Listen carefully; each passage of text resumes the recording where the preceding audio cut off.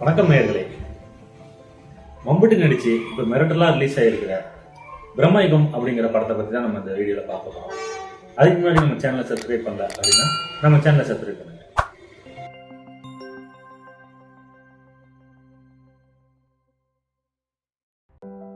வாங்க நம்ம வீடியோக்குள்ள போகலாம்.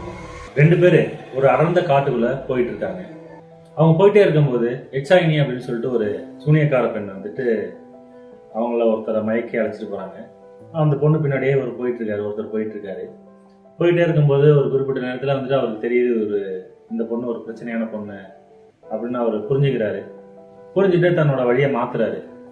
வழியை மாற்றி போகும்போது அங்கே ஒரு பழைய அரண்மனை வருது. அந்த அரண்மனையில் பார்த்தீங்கன்னா உள்ளே போறாரு. உள்ளே போனால் அங்கே மம்புட்டிக்கு ஒரு அசிஸ்டண்டாக ஒரு வேலைக்காரனும் ரெண்டு பேர் இருக்காங்க. மம்புட்டி வந்தவரை வந்துட்டு அந்த வீட்டுக்கு அந்த மொட்டான கூப்பிட்டு ரொம்ப உபசரிக்கிறாரு. நல்லா சாப்பாடு விருந்தெல்லாம் போட்டு கவனிக்கிறாரு. பசியோட அந்த மொட்டான வந்துட்டு அந்த சாப்பாடெல்லாம் சாப்பிட்டுட்டு கிளம்பலான்னு முடிவு எடுத்துட்டு கிளம்புறாரு. கிளம்பும்போது அந்த மம்புட்டி என்ன சொல்றாரு, இங்க வாங்க உட்காருங்க, நம்ம அந்த பகடை விளையாடுவோம் அப்படின்னு சொல்றாரு. சரின்ட்டு அந்த மொட்டானும் பகடை விளையாடுறதுக்கு ஆரம்பிக்கிறாரு. விளையாட்டு ஆரம்பிச்சு போயிட்டே இருக்கு. ஒரு கட்டத்தில் விளையாட்டு முடியும் போது மம்புட்டி ஜெயிக்கிறாரு. மம்புட்டி ஜெயிச்ச நேரத்துலேருந்து அந்த வீட்டில் வந்துட்டு பல அமானுஷ்ய விஷயங்கள் நடக்குது. இந்த மொட்டண்ண அந்த வீட்டிலேருந்து உயிரோட தப்பிச்சு வெளில வந்தாரா இல்லையா அப்படிங்கிறது தான் இந்த படத்தோட முடிவு. இந்த படமே பார்த்தீங்கன்னா 80ஆம் நூற்றாண்டில் நடக்கிற மாதிரி தான் படம் எடுத்திருக்காங்க.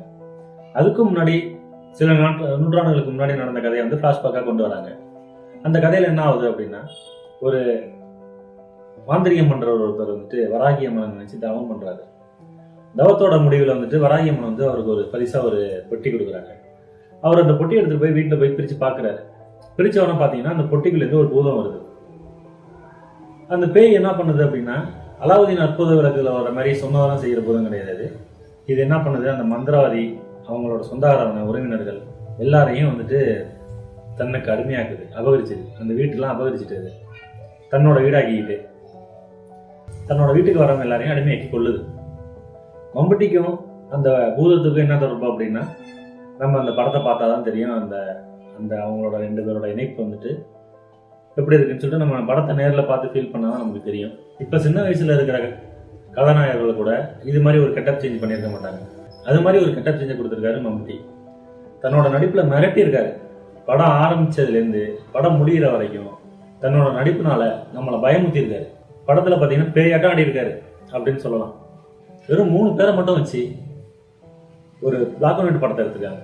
இப்போலாம் ஒரு பிளாக் அண்ட் ஒயிட் படம் எடுக்கிறதுங்கிறதே ஒரு சாதாரண விஷயம் இல்லை, கஷ்டமான விஷயம் தான். அதுலேயுமே வெறும் 3 கேரக்டரை மட்டும் வச்சு இந்த படத்தை எடுத்திருக்காரு.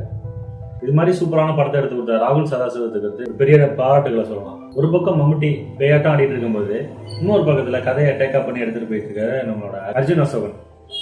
மம்புட்டியோட அசிஸ்டண்டாக நடித்த சித்தார்த்தும் இந்த படத்தில் சூப்பராக நடிச்சிருக்காரு.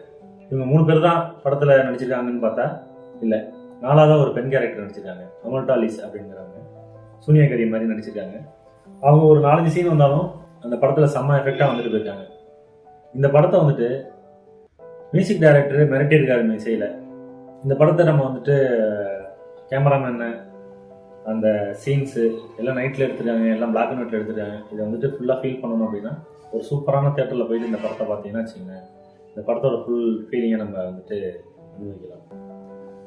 அங்கங்கே சில இடத்துல லாக் இருக்குது, பரவாயில்ல. இருந்தாலும் இப்போ கமர்ஷியலாக பல படங்கள் வந்துட்டு இருக்கு. அது மத்தியில் வந்துட்டு இது மாதிரி ஒரு தனித்துவமான படம் வந்தது வந்து பெருமைதான்னு சொல்லலாம்.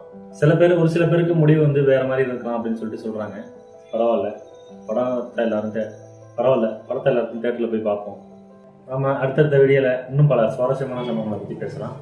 உங்களிடமிருந்து விடைபெறுவது உங்கள் பிரகாஷ். நன்றி.